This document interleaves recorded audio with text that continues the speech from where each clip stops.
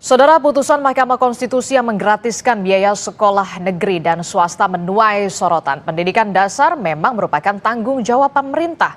Tetapi putusan MK ini berkaitan dengan besarnya anggaran yang dibutuhkan dan pengaruh kualitas pendidikan yang dihasilkan, terutama di sekolah swasta.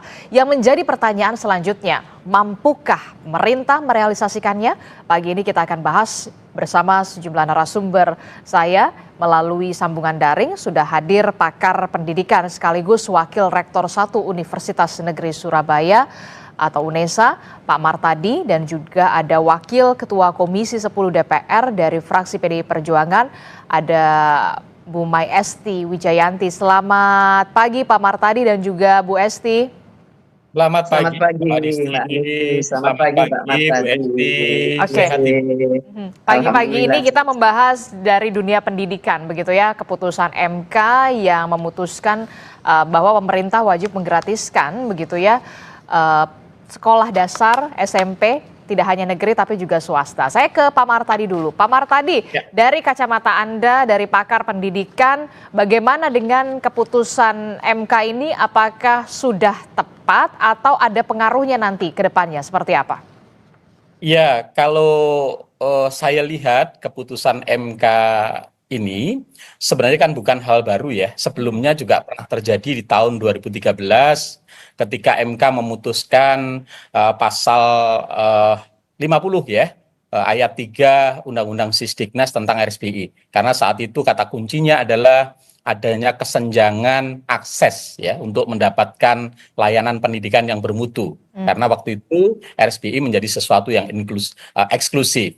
Lalu kemudian hari ini di tahun 2025 hal yang sama terutama terkait dengan pasal 3 ya ayat 2 yang di situ menyatakan bahwa frasenya wajib belajar pada jenjang pendidikan dasar tanpa memungut biaya. Ini sesungguhnya sudah tepat keputusannya karena memang sejalan dengan amanah Undang-Undang Dasar pasal 31 ya ayat 1 dan ayat 2. Memang di situ pemerintah harus hadir untuk memastikan semua anak mendapatkan layanan pendidikan. Ya, dan pemerintah harus membiayai. Itu kata kunci. Artinya apa? Di dalam Undang-Undang Dasar 45 pasal 31 memang tidak disebut ada sekolah negeri atau sekolah swasta. Artinya semua pendidikan itu pemerintah harus hadir. Lalu kita lihat di Undang-Undang Sisdiknas yang pasal 34 ini memang terkesan bahwa hanya pendidikan negeri saja yang kemudian gratis, sementara pendidikan swasta tidak gratis. Nah, ini kemudian hari ini kita sadar bahwa kapasitas daya tampung sekolah negeri itu terbatas. Terbatas, betul. Sementara jumlah anak yang harus mengikuti wajib belajar sesuai dengan amanah undang-undang itu jumlahnya lebih besar. Nah, sehingga mereka terpaksa dan dipaksa untuk masuk ke sekolah swasta yang berbiaya. Nah, inilah kemudian yang menurut saya menimbulkan ketidakadilan karena pemerintah undang-undang memaksa semua anak mendapat layanan pendidikan dan itu harus dibiayai oleh negara, tetapi masih terdapat sebagian anak yang belum mendapatkan layanan pendidikan itu dan mereka harus membayar sendiri. Ini menurut saya sebuah keputusan yang tepat dalam konteks ini. Tetapi ada implikasi, ya, ada implikasi tentu. Implikasinya apa? Implikasinya pertama ini semakin menempatkan sekolah swasta itu sebagai bagian dari sistem pendidikan nasional. Jadi pemerintah itu, Kementerian Pendidikan itu bukan hanya untuk sekolah negeri, tetapi untuk sekolah negeri dan untuk sekolah swasta. Sehingga sekolah swasta semakin dipertegas perannya sebagai bagian dari sistem pendidikan nasional. Kemudian implikasi yang kedua adalah memang pasti akan persoalan biaya. Ya. Itu yang saya tadi mau tanyakan sebenarnya soal biaya. Menyiapkan biaya yang lebih besar. Sementara bos yang diberikan oleh pemerintah, sementara ini hanya mampu untuk mengcover biaya operasional. Sementara di sekolah itu ada biaya operasional, biaya personal, gaji guru, ada biaya investasi, ada biaya untuk gedung dan sebagainya. Nah, ini yang harus dipikirkan bersama agar kemudian ketika nanti sekolah betul-betul didorong untuk ikut bagian dari wajib belajar yang menggratiskan, mereka tidak downgrade tadi, tidak mengalami penurunan kualitas.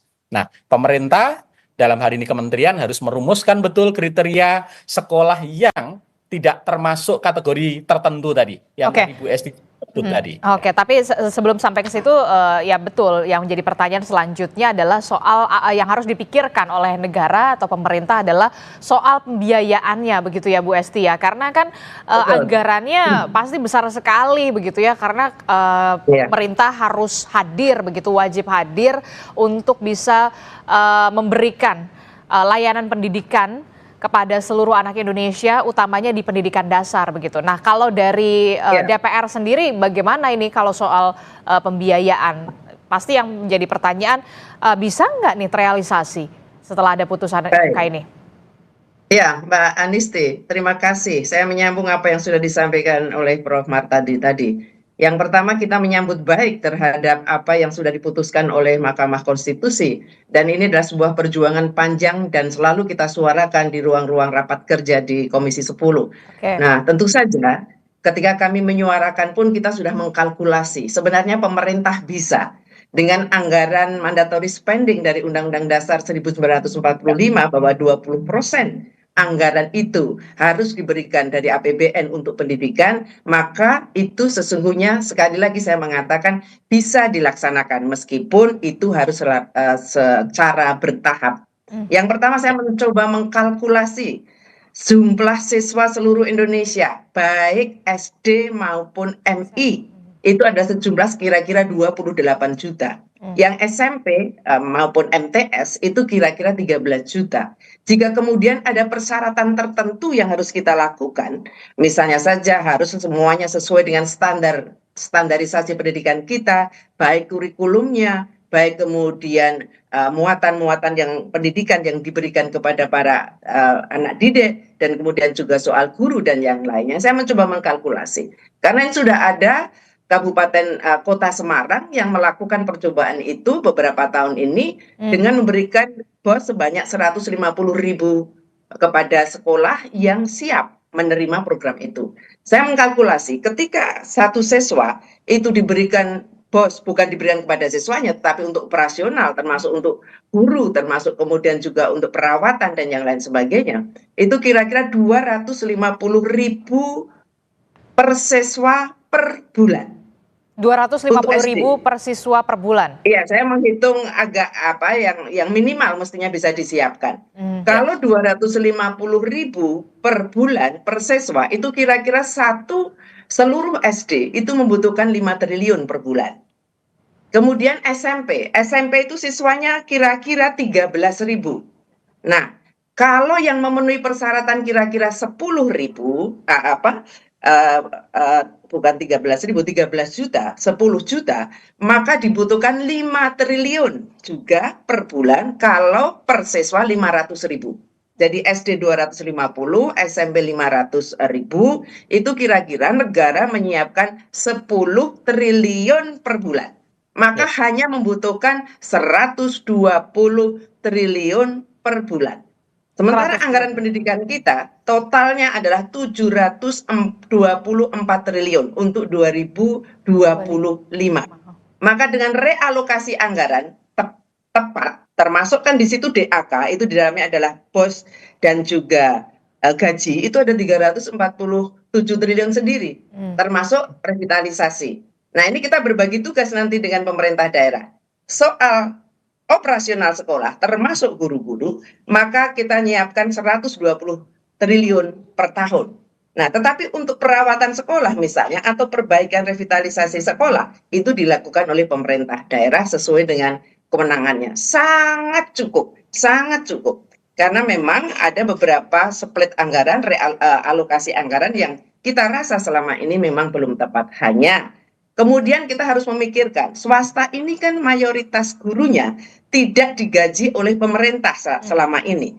Maka ada pemikiran swasta harus dinaikkan bosnya atau biaya per bulannya dibandingkan dari negeri. Tapi ini sekolah swasta yang mana dulu? Ini kan sekolah swasta ada grade-nya juga, Bu Esti. Yes, itu yang mau saya sampaikan. Bahwa swasta yang sudah mandiri, biarkan sekolah ini tetap mandiri. Dan kemudian juga ada pilihan bagi sekolah swasta, ikut bergabung bersama untuk mengikuti program pemerintah, atau kemudian mereka memutuskan untuk tidak. Kalau Oh, untuk tidak, oke. tentu saja tidak bisa kita paksakan. Oke. Tidak bisa kita paksakan, setidaknya negara sudah mencoba Menawarkan. menyampaikan ini, kami akan fasilitasi. Mhm. Nah, tapi kalau kemudian swasta mengatakan, maaf kami tidak bisa ikut bergabung dengan program ini karena kami sudah mandiri, itu pun dilindungi oleh undang-undang karena yang dari masyarakat pun diperbolehkan untuk tetap memberikan sumbangsihnya di dunia pendidikan kita. Begitu, Mbak. Oke, sudah dapat poinnya. Jadi, untuk sekolah swasta yang mandiri, ada pilihan mau ikut program pemerintah begitu ya, kemudian digratiskan atau kemudian benar-benar mandiri seluruhnya, begitu ya? Ya, saya kira ada poin-poin yang kemudian memang harus kita diskusikan lebih lanjut. Mandiri atau hanya mendapatkan 100% mandiri atau bos yang kemudian tentu sangat berbeda dengan yang harus kita berikan kepada sekolah-sekolah yang bersiap bergabung untuk program sekolah gratis pendidikan dasar. Mhm. Begitu, Mbak. Oke, bagaimana Pak Martadi melihat penjelasan dari Bu Esti tadi? Kira-kira ada sekolah swasta yang memang benar-benar mandiri begitu ya, jadi diberikan pilihan kalau mau ikut boleh, kalau tidak tidak apa-apa begitu. Apakah nanti yang mungkin ada juga pertanyaan nanti, wah nanti jangan-jangan ada kualitasnya, kualitas pendidikannya yang berbeda nih. Biasanya kualitasnya di sini, kemudian nanti kemudian ada yang digratiskan, mungkin ada kekhawatiran juga akan penurunan atau downgrade kualitas begitu. Apa yang bisa difikirkan atau seperti apa nantinya kira-kira menurut Anda dari pakar pendidikan Pak Martadi? Ya, tadi betul yang disampaikan Bu Esti ya, bahwa di keputusan MK itu kan tidak berlaku untuk semua sekolah swasta. Oke. Sekolah-sekolah swasta dalam kategori tertentu masih dimungkinkan untuk bisa menarik. Tadi disebut dengan istilah sekolah swasta yang mandiri. Mhm. Memang PR-nya kita yang harus diformulasikan adalah sekolah swasta disebut mandiri itu seperti apa? Mhm. Apakah yang SPK ataukah yang dia menarik biaya dengan jumlah tertentu misalnya gitu ya, sehingga nanti harus ada penawaran kepada pihak sekolah swasta mana yang mereka ingin ya bergabung dengan program ini. Tentu ketika mereka menyatakan bergabung harus mendapatkan tadi hak-hak ya yang diberikan pemerintah agar kualitas pendidikan yang diselenggarakan tidak mengalami penurunan kualitas gitu ya. Oke. Tetapi sekolah-sekolah yang selama ini memang sudah punya kurikulum khusus, Mhm. punya program khusus,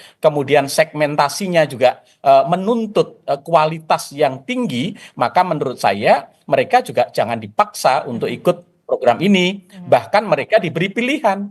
Kalau misalnya mereka tidak mau menerima biaya sama sekali, juga tidak ada masalah. Anggaran itu nanti bisa diberikan untuk sekolah yang lebih membutuhkan. Tapi sebaliknya bisa saja saya menerima hanya bos saja, tapi untuk insentif guru atau untuk biaya investasi terkait bangunan dan sebagainya, mereka tidak diberikan dari pemerintah. Saya pikir tidak ada masalah. Karena keputusan MK ini ada ruang fleksibilitas pilihan bagi sekolah ya, karena juga tampaknya MK tahu betul bahwa kemampuan pemerintah juga sangat terbatas kalau harus mengcover seluruh sekolah pendidikan. Apalagi ini Mbak Disti catatan kita bahwa di Undang-Undang Sisdiknas yang baru nanti yang disebut pendidikan dasar itu bukan hanya SD dan SMP.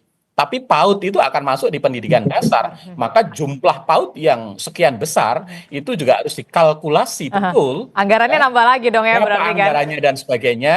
Tapi Bu Esti tadi sangat bagus sekali ya, beliau Aha. mengatakan bahwa anggaran kita cukup. Problemnya adalah bagaimana kita memilih prioritas yang harus diberikan, yang kedua tepat sasar dan efisien.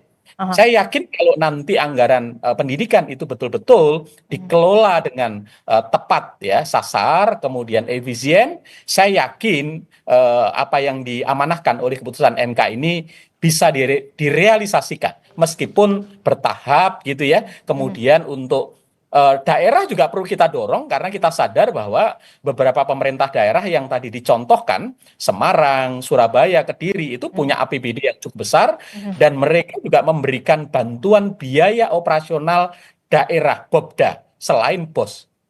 Kalkulasinya mirip yang disampaikan Bu Esti tadi, kurang lebih sekitar 2,5 jutaan lah per tahun per anak untuk SD. Yang Iya. SMP besar sedikit. Itu belum termasuk nanti untuk investasi, termasuk untuk biaya gaji guru. Iya. Kalau gaji guru bisa dibantu melalui sertifikasi guru ya. saya pikir itu akan sangat terbantu, termasuk juga mungkin Bu Esti perlu dipikirkan. Guru-guru P3K itu kan selama ini hanya ditempatkan di sekolah negeri. Ya, Yes, apakah iya betul sekali. dengan pola ini nanti guru P3K yang digaji Dimungkinkan, itu sangat dimungkinkan. dimungkinkan untuk ditempatkan Iya, di sekolah swasta swasta. sehingga bisa semakin lebih memudahkan dan menguntungkan untuk sekolah Iya. swasta. Gimana Bu Esti dengan saran dari Pak Martadi tadi soal guru P3K dimungkinkan tidak untuk juga di sekolah swasta begitu kan selama ini di sekolah negeri? Iya, keputusan pada periode ini kan memang P3K diperbolehkan untuk tetap bisa mengajar di swasta. Karena swasta memang diberi ruang untuk kemudian para gurunya mendaftarkan untuk menjadi P3K atau ASN begitu. Tetapi memang kemudian masih belum terdistribusi dengan baik. Artinya begini, selama ini kan soal guru ini sudah banyak yang pensiun, tetapi tidak ada pengisian. Ya. Mungkin untuk memenuhi sekolah-sekolah negeri saja kita mungkin belum bisa memenuhi sepenuhnya. Nah, sekarang yang terpenting yang perlu kita pikirkan, ketika sekolah swasta itu masih banyak atau mayoritas guru-gurunya belum didanai oleh APBN kita, maka itulah ruang yang tadi saya katakan. Perlu dipikirkan bosnya yang swasta harus lebih besar daripada bos negeri dengan mempertimbangkan salah satu indikatornya adalah jumlah guru dan guru yang tidak masuk dalam kategori ASN yang memang harus dibiayai melalui dana BOS ketika kita tidak diperbolehkan untuk menarik dari siswa karena itu keputusan Mahkamah Konstitusi. Kita memang perlu regulasi turunan yang mendalam. Maka kalau kemudian Pak Wakil Menteri mengatakan bahwa ini perlu ada diskusi panjang untuk kemudian lebih detail, ya memang harus begitu. Termasuk di dalam rancangan undang-undang Sisdiknas nanti kita akan coba masukkan. Ini kan baru dalam rangka mau revisi. Ketika mengatakan wajib belajar 13 tahun, tetapi kalau kemudian di dalam undang-undang Sisdiknas kita putuskan bahwa yang gratis sama sekali itu misalnya dari TK sampai dengan SMP itu bisa saja, tidak harus kemudian 13 tahun sampai lulus SMA, karena pasti kemampuan negara belum siap untuk itu.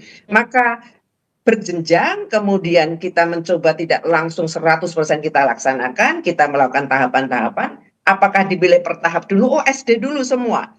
Dengan catatan begini, ketika sudah menyatakan ini gratis, tidak boleh lagi itu ada tarikan-tarikan untuk membeli LKS, tarikan-tarikan untuk... Nah itu dia yang di lapangan gimana tuh kan kenyataannya harus... Ya, tarikan-tarikan untuk pelepasan Sudah, Bu Esti, siswa. ini Itu yang rame. harus clear, tidak boleh ada sehingga masyarakat tidak perlu bertanya uangnya mau dikemanakan ya, tidak. Ya. Maka besaran anggarannya pun tidak boleh minimalis, tetapi besaran anggaran yang tetap bisa memberikan jaminan mutu minimal sesuai standar pelayanan minimal yang kita berikan di dunia pendidikan kita. Jadi kekhawatiran untuk penurunan mutu itu yang perlu kita jawab. Jawabannya apa? Ya anggarannya jangan terlalu kecil, tetapi juga diikuti dengan pengawasan. Ini yang penting.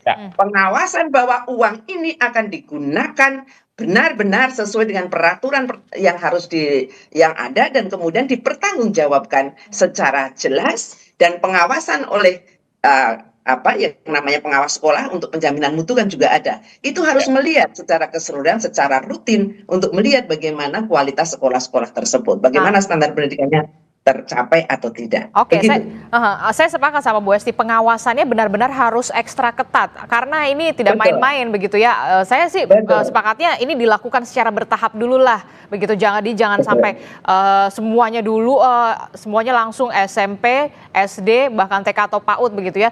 Berjenjang saja dulu, dilihat dulu begitu ya. Jangan sampai kemudian sudah judulnya gratis tapi ternyata kenyataannya masih ada iuran inilah, pungutan inilah, kan itu yang kemudian jadi pertanyaan juga pasti di masyarakat, Pak Martadi. Ya, itu harus kita pastikan, Mbak. Kita harus pastikan tidak ada iuran-iuran lagi setelah semua kemudian dipenuhi oleh pemerintah melalui perhitungan BOS yang sesuai. Oke, Pak Martadi.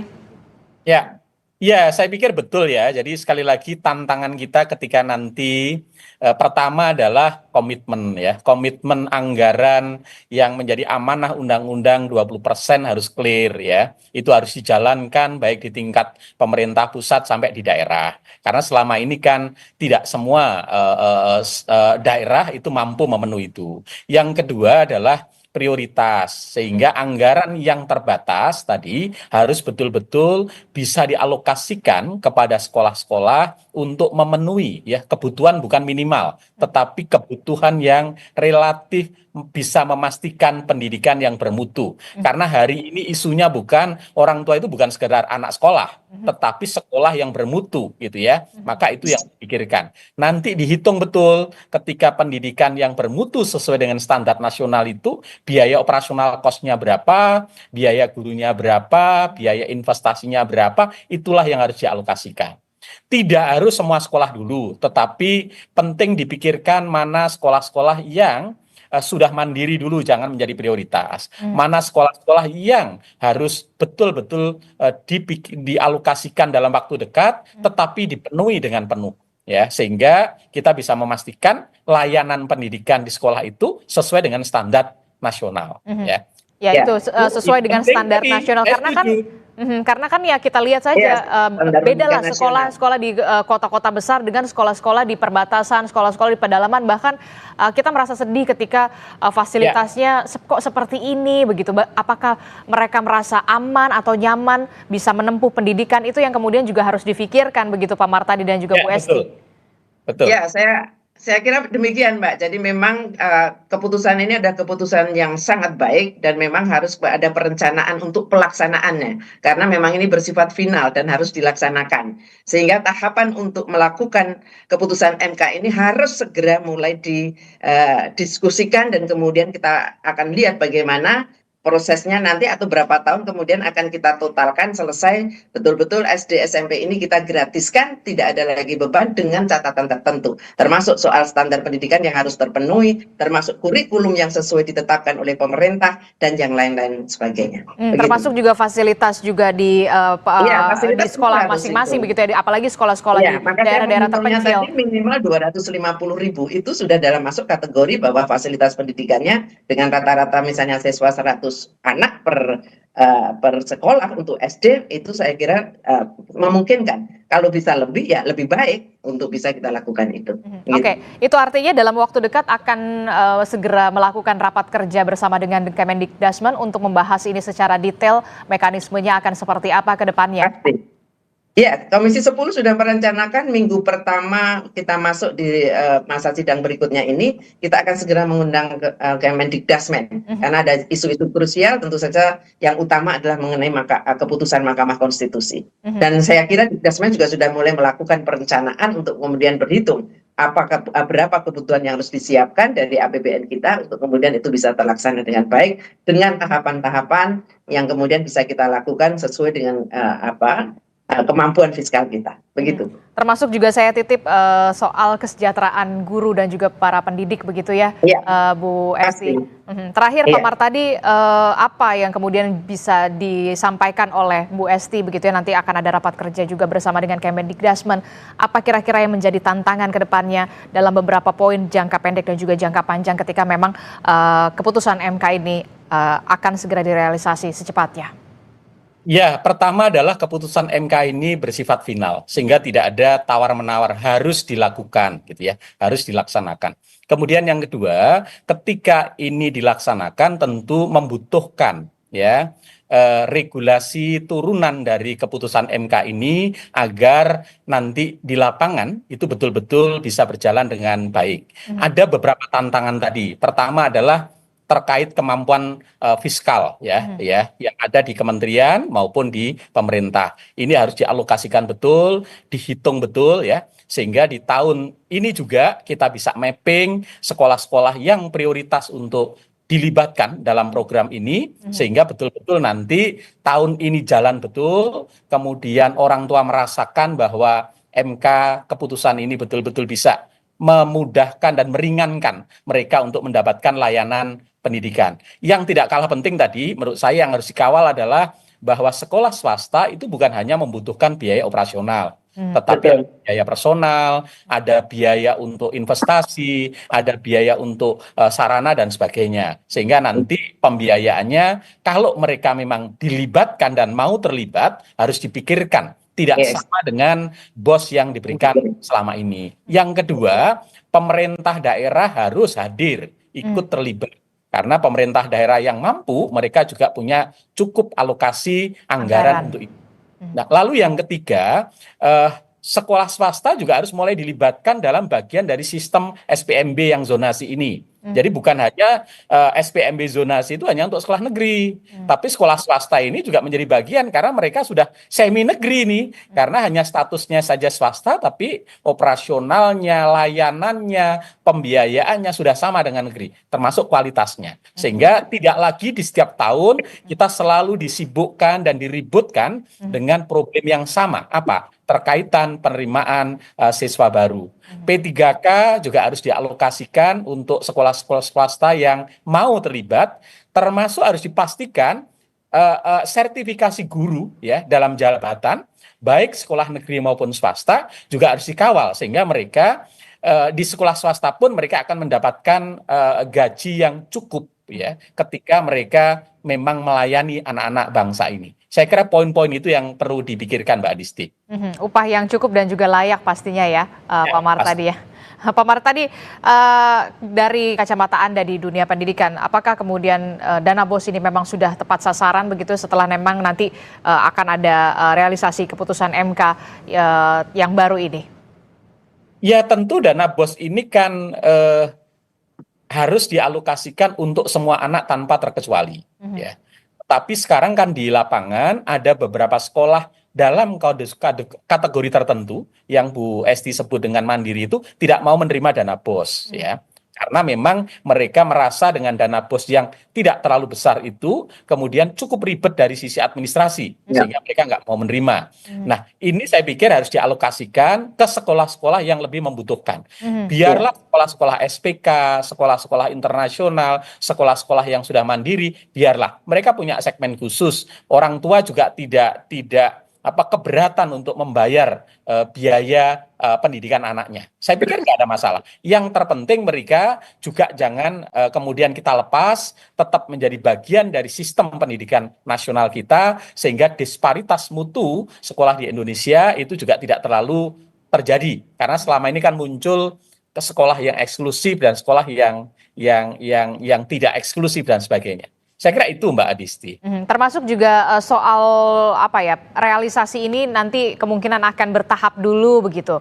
Anda setuju soal itu juga, Pak Mar? Tampaknya iya, karena kalau menghitung fiskal, kemudian tadi sudah disampaikan oleh Bu Esti ya, tampaknya kan memang belum akan mampu mengcover seluruh biaya operasional itu. Nah, oleh sebab itu toh di dalam keputusan MK juga tidak mewajibkan semua sekolah harus di-cover, tetapi sekolah-sekolah dalam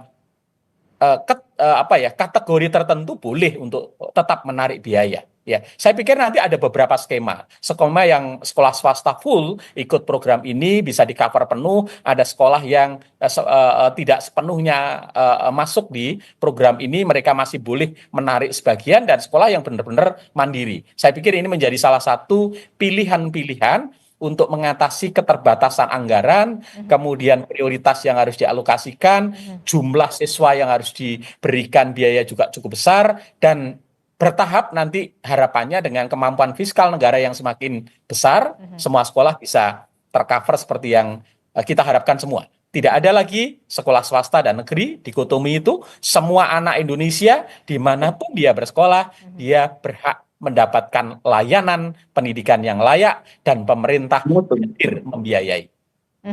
Oke, Pak Mar tadi. Terakhir Bu Esti, silakan. Iya.